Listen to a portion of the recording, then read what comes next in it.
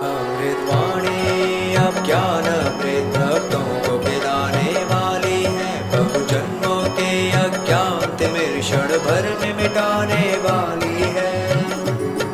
यह ईश कृपा की धारा अब भक्तों पर गिराने वाली है। मानव को उसके सतपथ का यह बोध कराने वाली है। अमृतवाणी अमृतवाणी। विहंगम योग दर्शन के अंदर श्वेत शब्द की बड़ी महिमा गाई गई है। सद्गुरुदेव ने कहा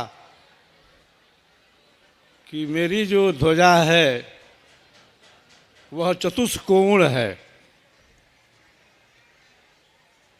चतुष्कोण का मतलब क्या है? चारों कोनों में फहराएगी,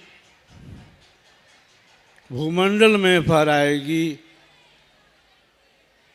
और उस पर लिखा गया है अ से क्या मतलब है? विहंगम योग का जो सिद्धांत है, सद्गुरुदेव का जो सिद्धांत है, वह यह है कि ओम बना है किससे? सबसे पहले अ आया है और अ जो है यह आर्ष प्रयोग है। जो भी हमारे वैदिक दर्शन हैं, जो आर्ष ग्रंथ हैं, उसमें अ का प्रयोग प्रथम आता है। जैसे वेद में है अग्न आया ही बीतये अग्निमीडे पुरोहितम, इसमें सबसे पहले अ आता है। व्याकरण का महान ग्रंथ है महाभाष्य, उसमें आया है कि अकारो वही सर्वावाक,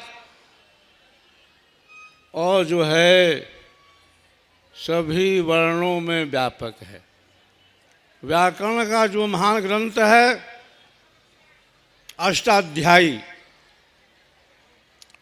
उसमें आरंभ होता है अयूण, पहले अ, और पश्चात में लिखा है अ, वहाँ पर अ दो बार लिखा गया है। तो जो वर्ण आर्ष ग्रंथों में है और सर्वप्रथम है, मैं पूछता हूँ वह अनार्ष कैसे हो गया?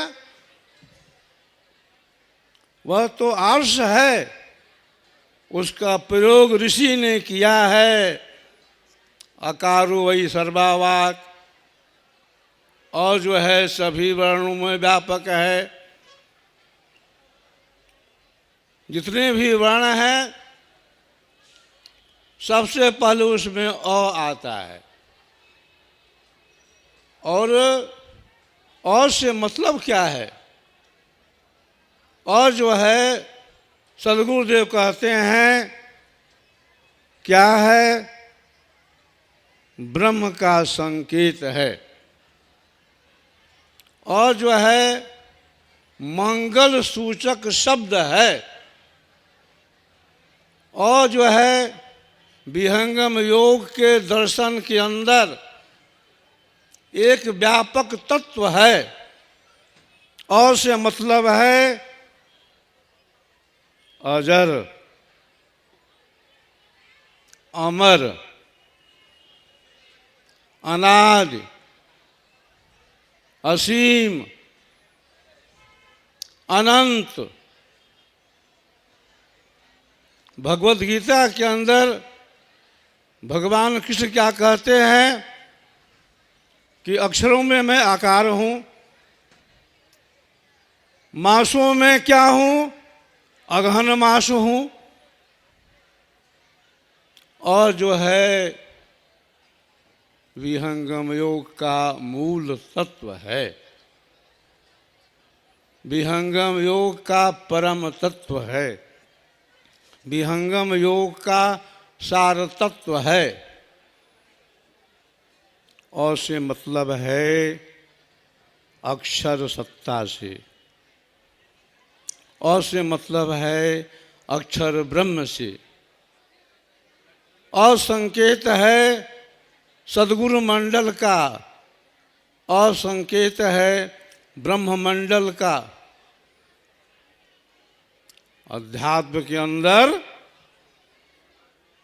अक्षर की ध्वनि है, अक्षर का प्रकाश है। तो और से मतलब है परमाणु मंडल, और से मतलब है अक्षर मंडल। विहंगम योग की जो चौथी श्रेणी है, जो साधक विहंगम योग की साधना कर रहे हैं चौथी श्रेणी में, वे भली भांति परिचित हैं कि अ क्या है और अ का जो शब्द है, अ की जो ध्वनि है, किस मंडल से होती है। अ का जो मंडल है वह कोई ब्रह्मांडी मंडल नहीं है। वह जो शब्द है पंच केंद्रों में नहीं है। वह जो शब्द है भौतिक जगत में नहीं है। उस शब्द का आधार भौतिक इंद्रियां नहीं है, उसका आधार चेतन है और उसका आधार नित्य है, और जो है ब्रह्म का संकेत भी है। जाप अजपा हो सहज ध्वनि, परखि गुरु गम धारिये। तो गुरु गम धारण करने की जगह कहाँ है? प्रकृति में नहीं है,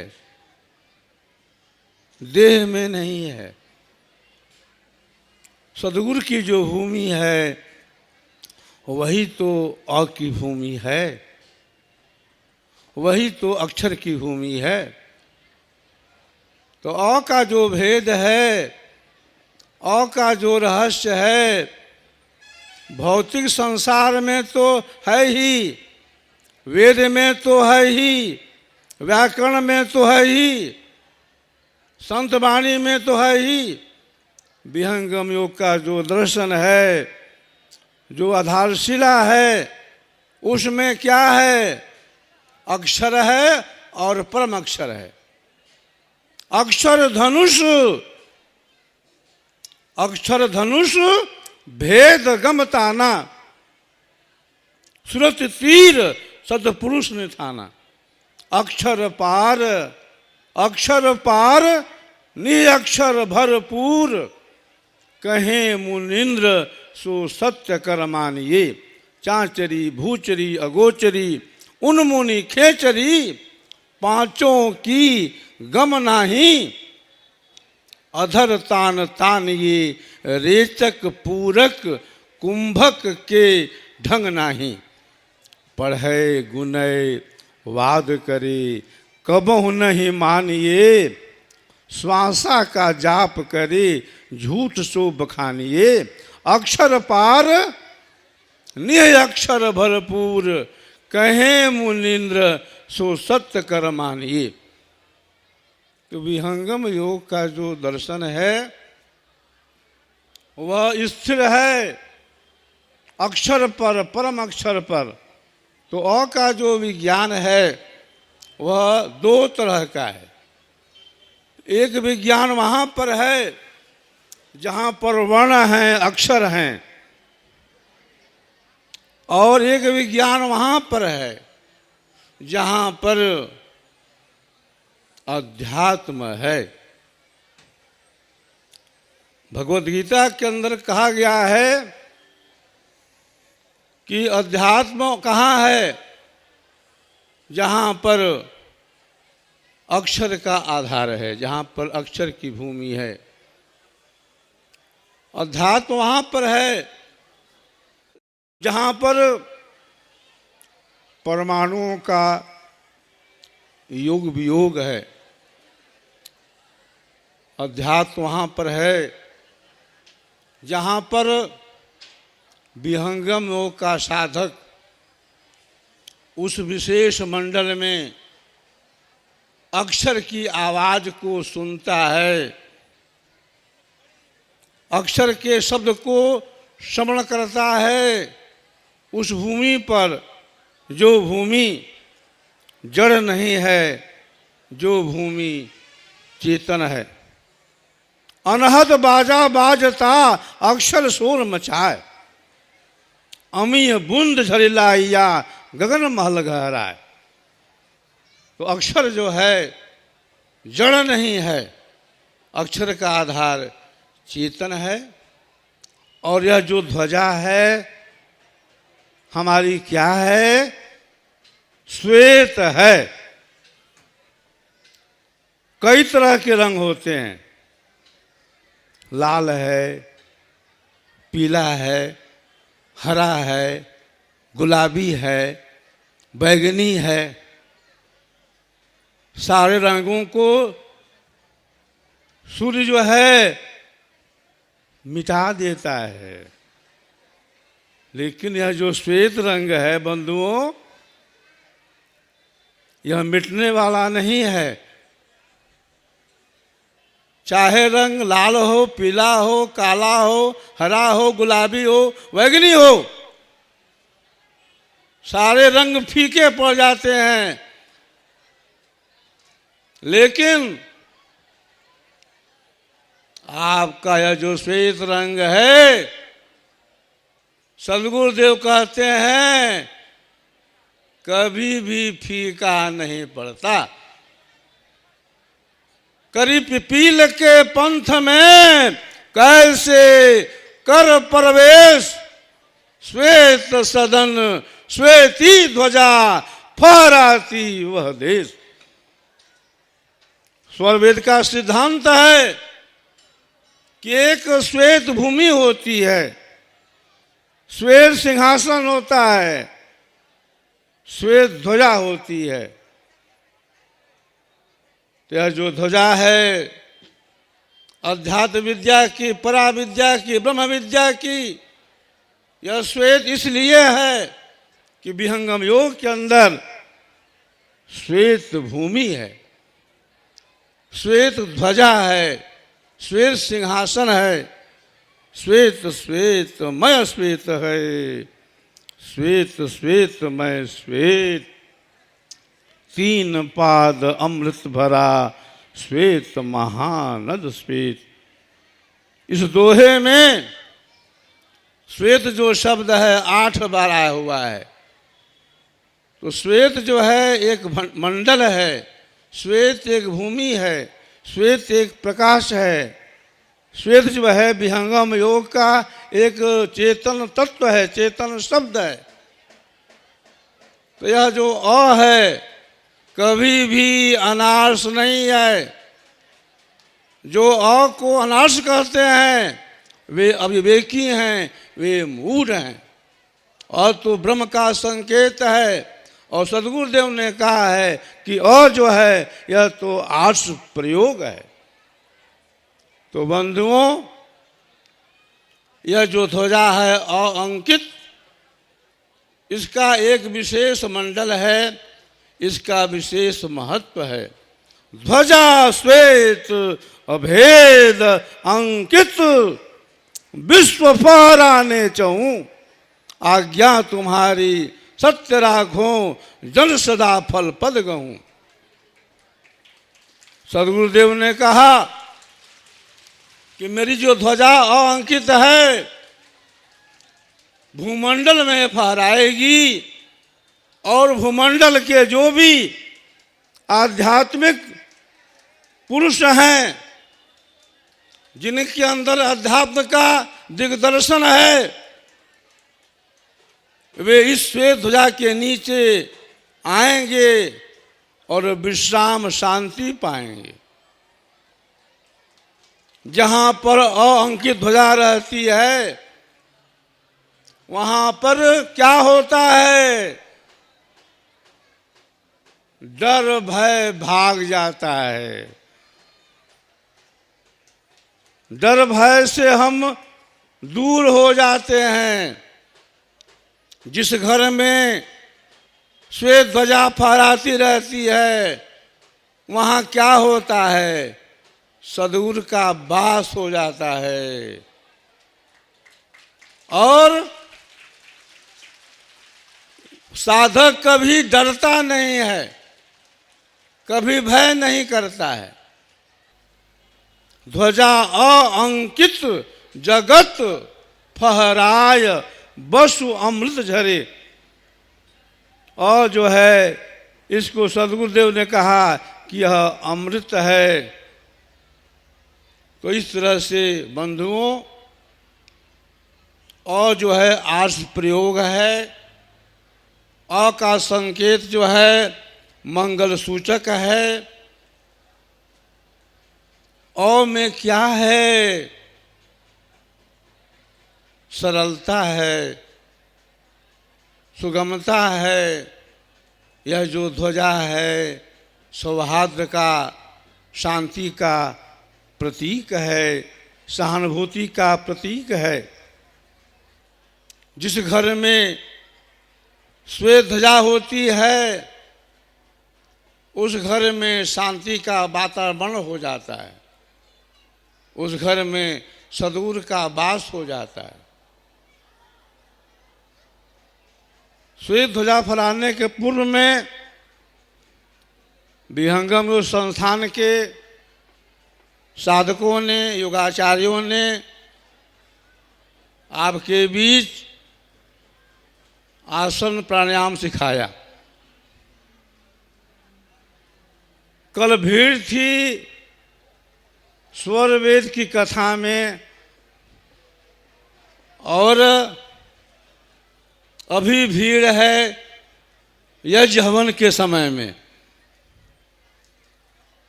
लेकिन आसन प्राणायाम के समय में बिल्कुल भीड़ नहीं थी। मैंने सेवक से पूछा कि जाकर देखो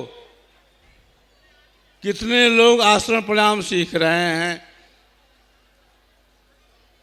सेवक ने कहा कि 50 व्यक्ति हैं बस। उसमें कुछ बहनें भी हैं, कुछ भाई लोग भी हैं। हमको बड़ा आश्चर्य हुआ। मैंने सोचा कि विहंगम योग के जो साधक हैं वे स्वास्थ्य पर ध्यान नहीं दे रहे हैं। शरीर के विषय में कुछ नहीं सोच रहे हैं।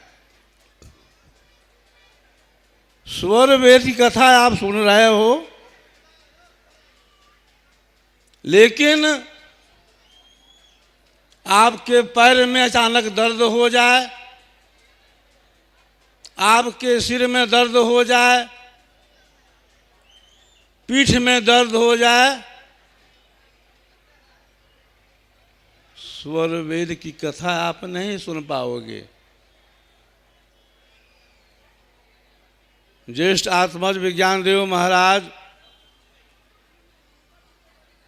कल तो कम बोले, कथा होती है 3 घंटे तक,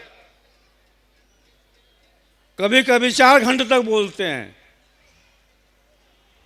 और उस क्रम में आपके पेट में दर्द हो जाए, पीठ में दर्द हो जाए, टांग में दर्द हो जाए, कथा का श्रवण आप कैसे करोगे?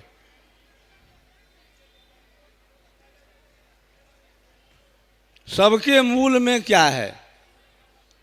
स्वास्थ्य है।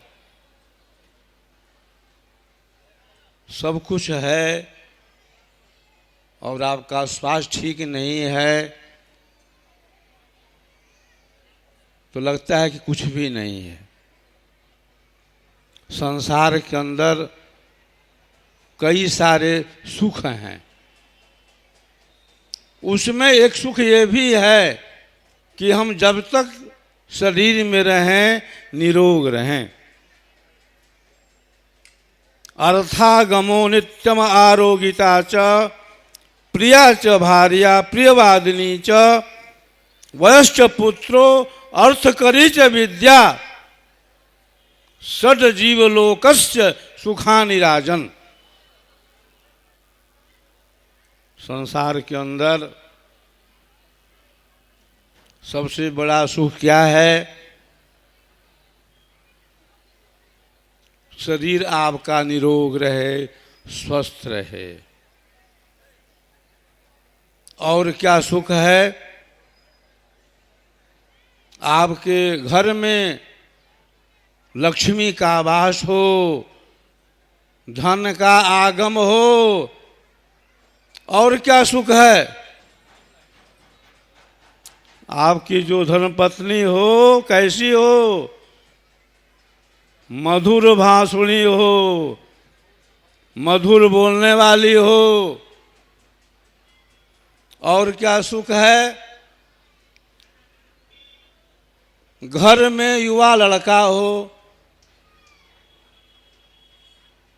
युवा बेटा क्या होता है? बूढ़े बाप का सहारा होता है।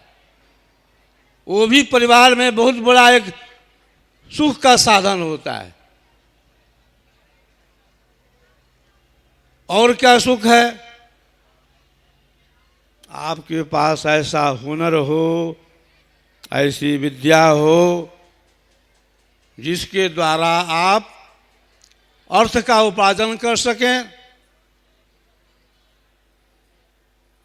यही संसार का सुख है।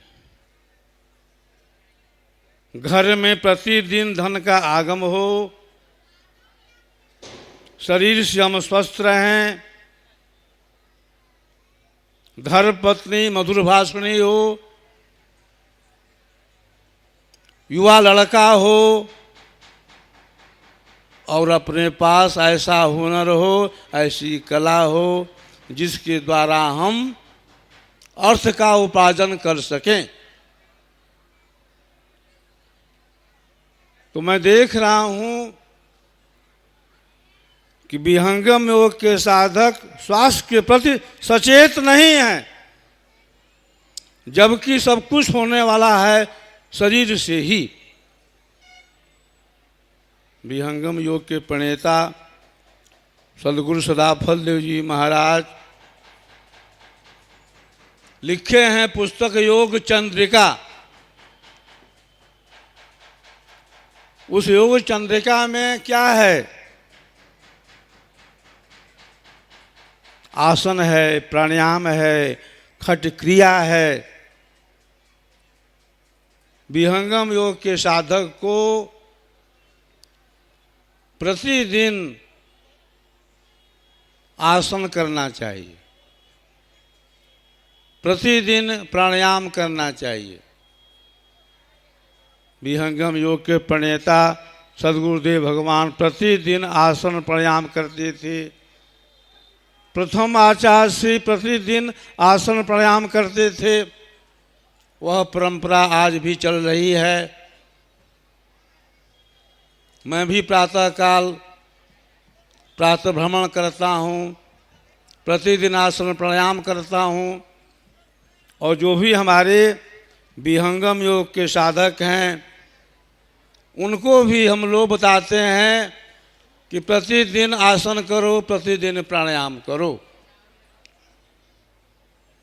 आसन है तन शांति का, मन शांति अभ्यास। आसन से यह जो शरीर है वह निरोग होता है। शरीर से हम स्वस्थ होते हैं। आसन के कई प्रकार हैं, लेकिन अपने जो मुख्य आसन हैं उनको हमें प्रतिदिन करना चाहिए। सिद्धासन है, पद्मासन है, पूर्ण मुक्तासन है, सर्वांगासन है, मयूरासन है, शीर्षासन है। यह प्रत्येक साधक के लिए आवश्यक है। तो आसन जो है इसका जो संबंध है हमारे स्वास्थ्य से है। आसन स्थिर शांत दृढ़, हिले दुमे नहीं दे, बैठो मन मत मारी कर, सुमिरो पुरुष विदि। आसन है तन शांति का, मन शांति अभ्यास, आत्म अनुभव शांति का, जाहि छूटे अध्यास। आसन मारे आप में, आपा डारे खोय, कहे मुनिंद्र सो योगी, सहजे निर्मल होय। तो आसन का जो संबंध है बंधुओं हमारे शरीर से है। आसन करने में हमें आलस नहीं करना चाहिए। आसन का अभ्यास सभी को करना है। आसन करने से आपका हृदय, आपका फेफड़ा, आमाशय ठीक तरह से कार्य करेगा, प्राणों में बल आएगा, ओज आएगा। ऐसे ही आसन करने के बाद प्राणायाम करने का विधान है। प्राणायाम के भी कई सारे भेद हैं। प्राणायाम में पूरक है, रेचक है, कुंभक है,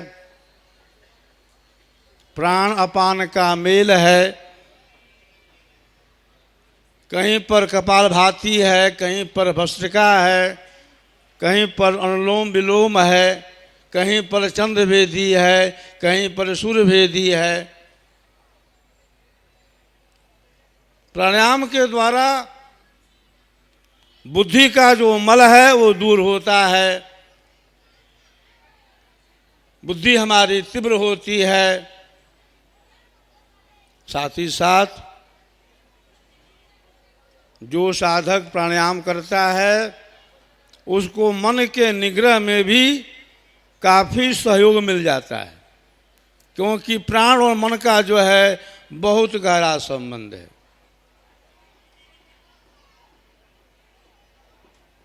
ज्येष्ठ आत्मा विज्ञान देव महाराज क्या कहते हैं कि शरीर की पुष्टि इंद्रियों की तुष्टि में ही नहीं जीवन लगा देना है। विज्ञान देव महाराज का कहना यह नहीं है कि शरीर पर ध्यान मत दो, शरीर पर ध्यान दो, शरीर को पुष्ट करो, इंद्रियों को भी तृप्त करो, लेकिन ऐसा नहीं है कि जीवन भर इसी में लग जाओ और मूल चीज को छोड़ दो।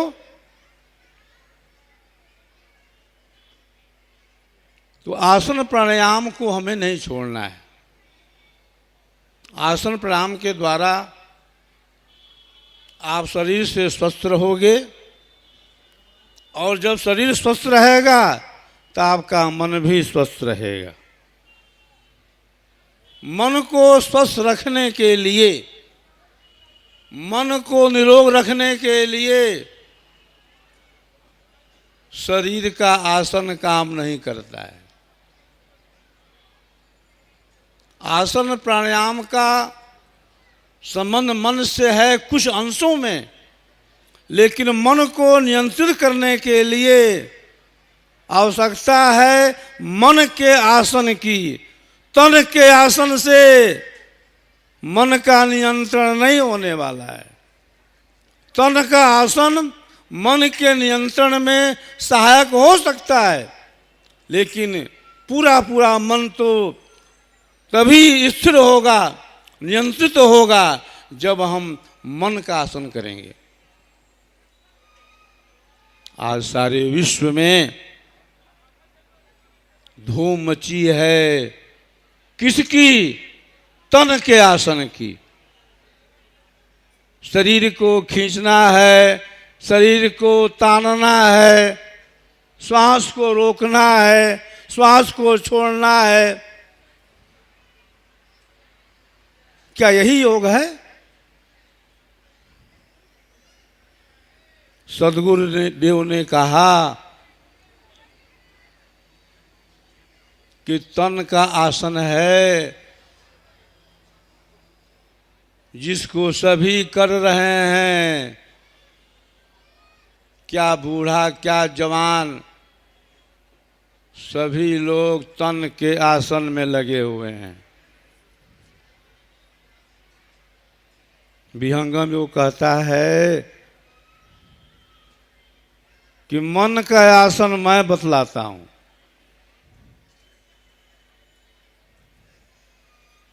मन का आसन तन के आसन से भिन्न है।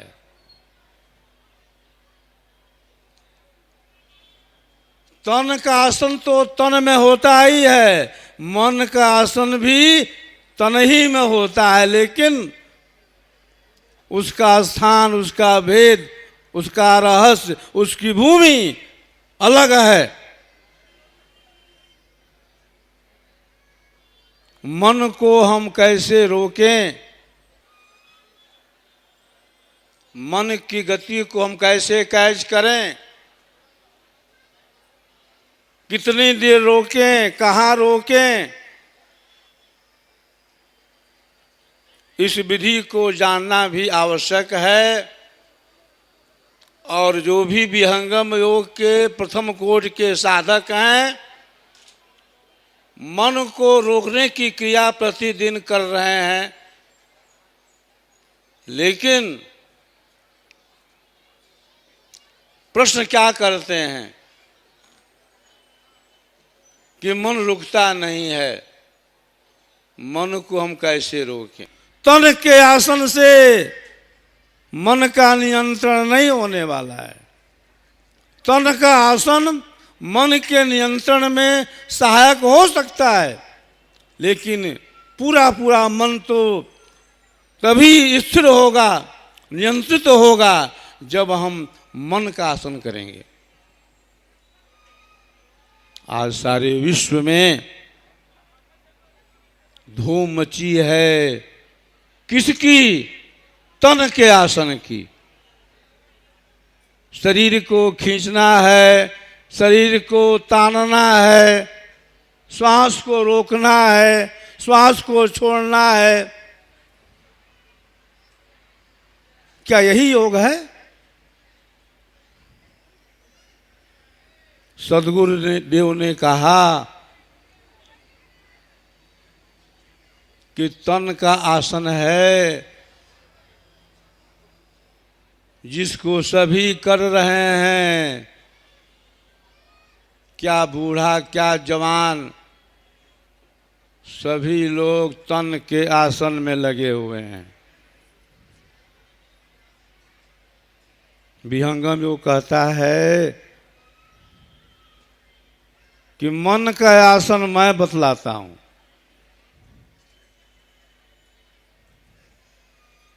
मन का आसन तन के आसन से भिन्न है।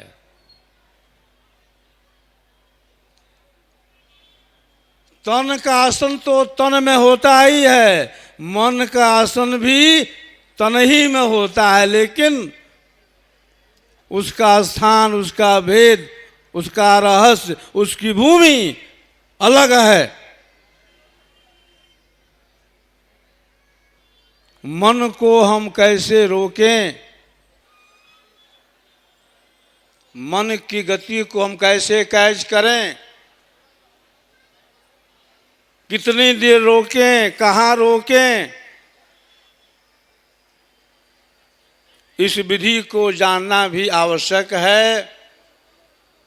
और जो भी विहंगम योग के प्रथम कोट के साधक हैं, मन को रोकने की क्रिया प्रतिदिन कर रहे हैं,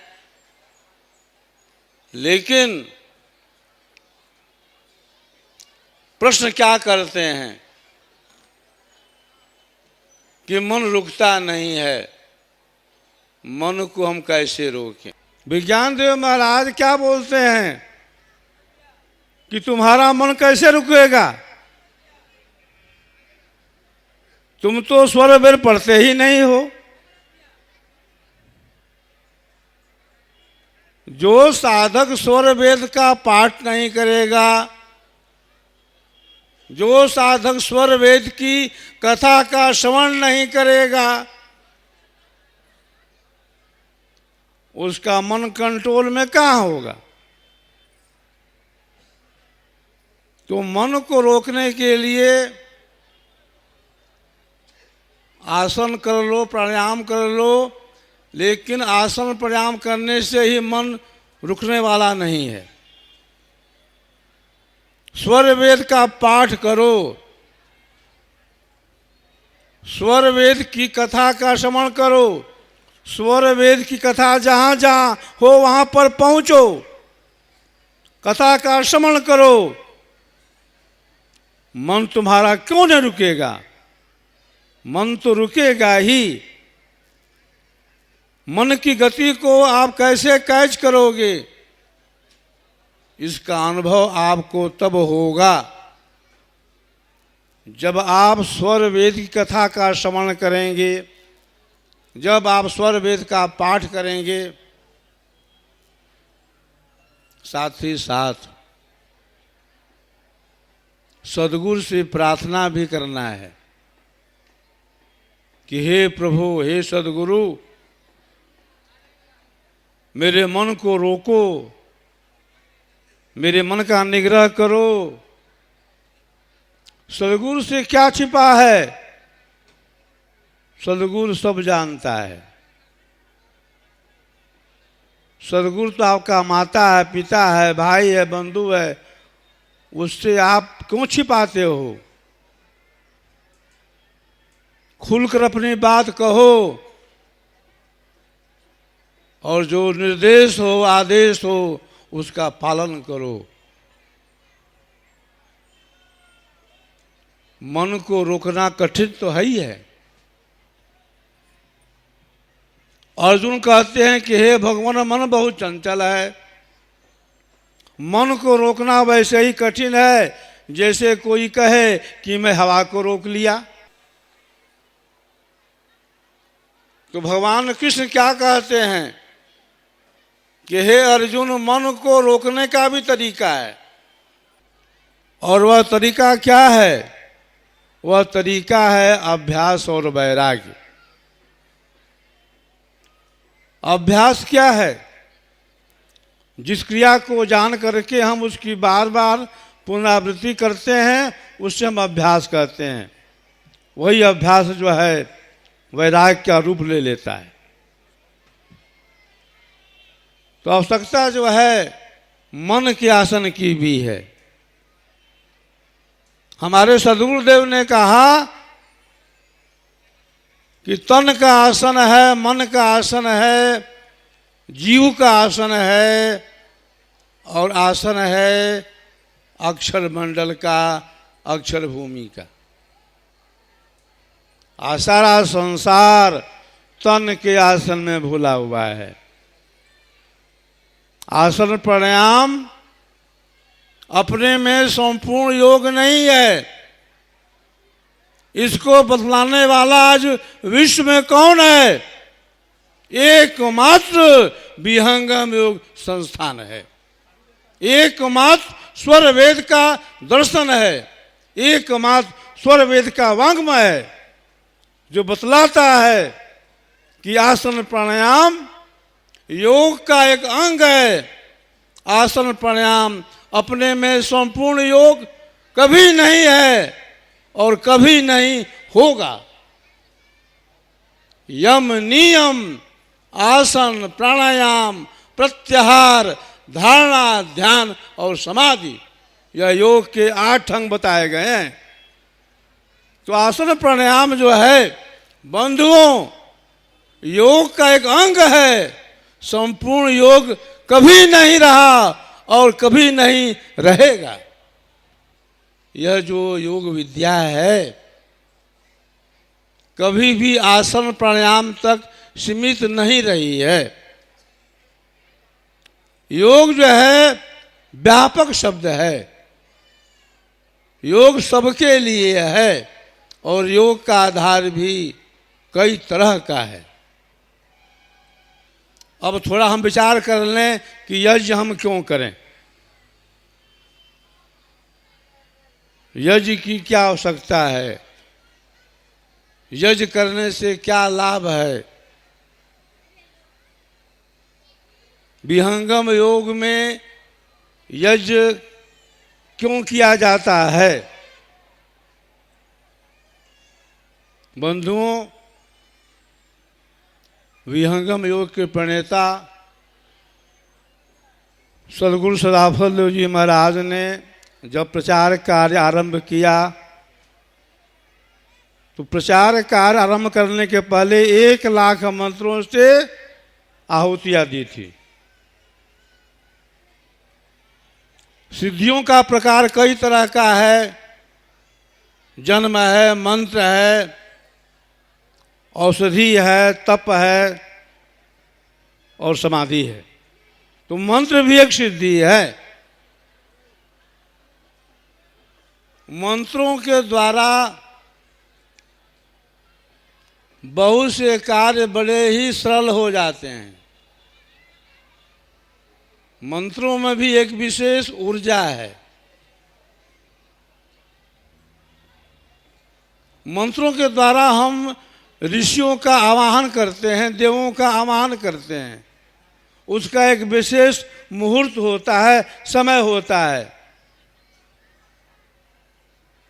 ब्राह्म मुहूर्त में हम स्नान कर लेते हैं, सफेद फूल रख लेते हैं और गुरु विधान से ऋषियों का, देवताओं का आवाहन करते हैं।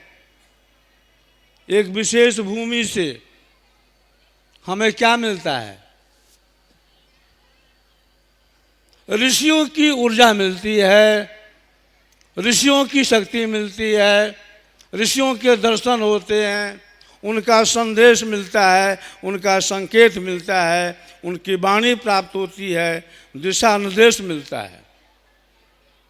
इस शरीर में एक ऐसी भूमि है, एक ऐसा स्थल है जहां पर आसीन होकर के हम मंत्रों का आवाहन करते हैं,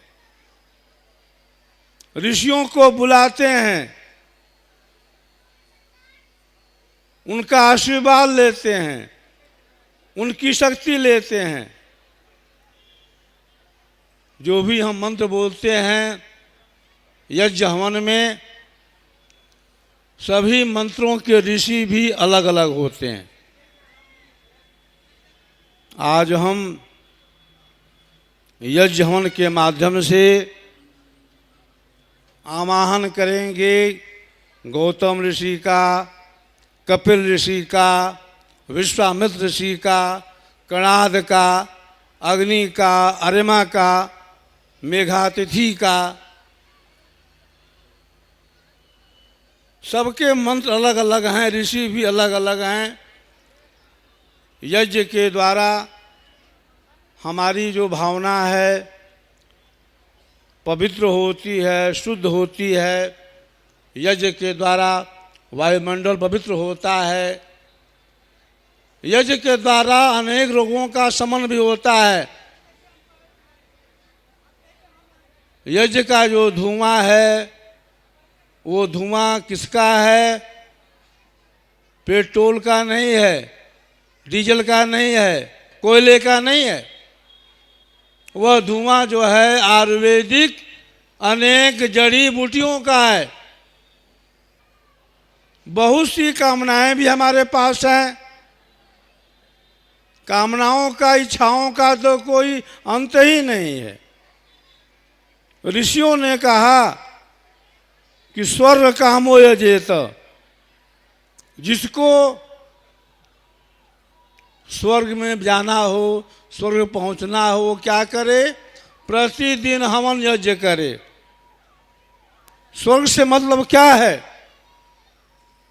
भौतिक कामना से है, भौतिक ऐश्वर्य से है, भौतिक सुख से है।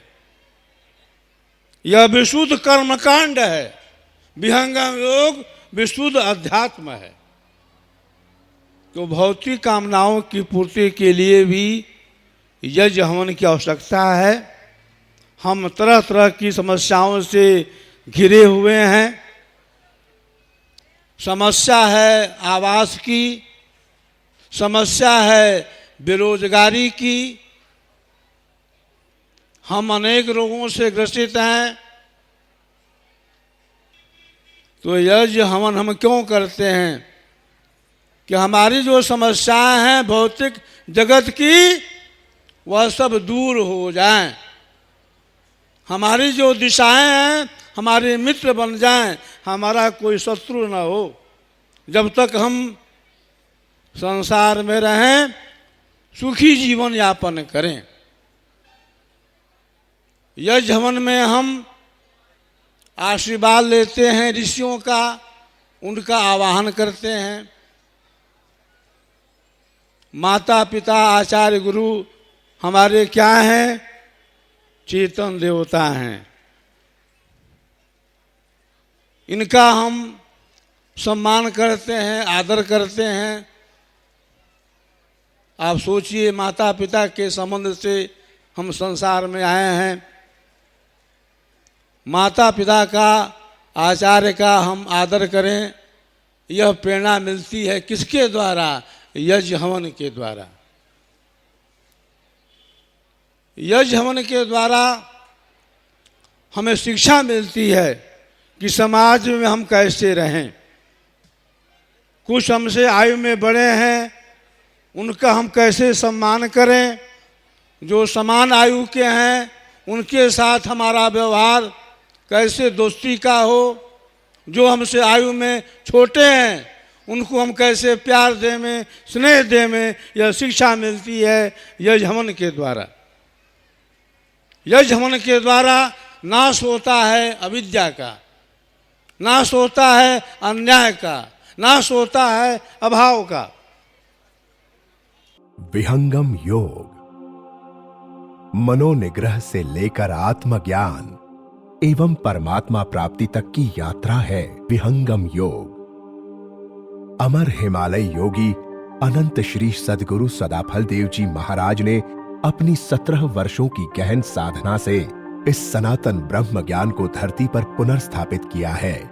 उनके स्वयं के प्रत्यक्ष अनुभवों पर आधारित महान आध्यात्मिक सदग्रंथ स्वरवेद विहंगम योग का संपूर्ण दर्शन प्रस्तुत करता है, जिसका प्रैक्टिकल आप भी अपने घर परिवार में रहते हुए कर सकते हैं। विहंगम योग में मात्र 10 मिनट के विधिवत साधन से ही अद्वितीय अनुभव होने लगते हैं। विश्व की अनेक वैज्ञानिक संस्थाओं के शोध विहंगम योग की साधना को एक अत्यंत प्रभावशाली ध्यान पद्धति के रूप में प्रतिष्ठित करते हैं। इसके अतिरिक्त विहंगम योग में सांसारिक मनोकामनाओं की पूर्ति हेतु वैदिक हवन यज्ञ का भी प्रावधान है। सन 1924 में स्थापित इस संस्थान में सद्गुरु श्री स्वतंत्र देव जी महाराज एवं संत प्रवर श्री विज्ञान देव जी महाराज के मार्ग निर्देशन में आज 35 देशों में विभिन्न भेष, भाषा, जाति, धर्म के लाखों लोग अपने आध्यात्मिक जीवन का निर्माण कर रहे हैं। प्रोजेक्ट विहंगम के तहत देश विदेश में अनेक सामाजिक सेवा कार्य चलाए जा रहे हैं। पूर्णतः निःशुल्क चल रहे विहंगम स्वास्थ्य अभियान शारीरिक ही नहीं, मानसिक एवं आध्यात्मिक स्वास्थ्य को भी सुनिश्चित करते हैं। नशा मुक्ति अभियान से लाखों लोग तंबाकू, शराब व अन्य नशीले पदार्थ छोड़ चुके हैं। मानसिक तनाव से होने वाले अनगिनत रोगों में विहंगम योग की साधना से विशेष लाभ होता है। विहंगम शिक्षा अभियान के तहत भौतिक एवं नैतिक दोनों ही प्रकार की शिक्षा सुनिश्चित की जाती है। विहंगम सुधार कार्यक्रम सामाजिक कुरीतियों के निवारण हेतु सतत कार्यरत है। आज 2000 से अधिक जरूरतमंद विद्यार्थी विभिन्न आवासीय गुरुकुलों में निःशुल्क शिक्षा पा रहे हैं। विहंगम लाइफ वर्कशॉप आधुनिक समाज के व्यस्त जीवन में स्वास्थ्य, सुख व शांति का संदेश दे रहा है। विहंगम सुरक्षा अभियान जीवन की मूलभूत आवश्यकताओं पर ध्यान देता है। मातृशक्ति कार्यक्रम महिला सशक्तिकरण एवं कन्या भ्रूण हत्या निषेध के लिए अनवरत कार्यरत है। वृद्धाश्रम, वृक्षारोपण व गौ सेवा तो सैकड़ों विहंगम योगाश्रमों के अभिन्न अंग हैं। मानव कल्याण के इन अनवरत कार्यों हेतु विहंगम योग संस्थान अब संयुक्त राष्ट्र संघ हैबिटेट से भी मान्यता प्राप्त है। यदि आप भी ब्रह्म विद्या विहंगम योग के अनूठे ज्ञान से जुड़ना चाहते हैं तो संपर्क करें। महर्षि सदाफल देव आश्रम, छतनाग रोड, झूसी, प्रयाग, इलाहाबाद, उत्तर प्रदेश 211019।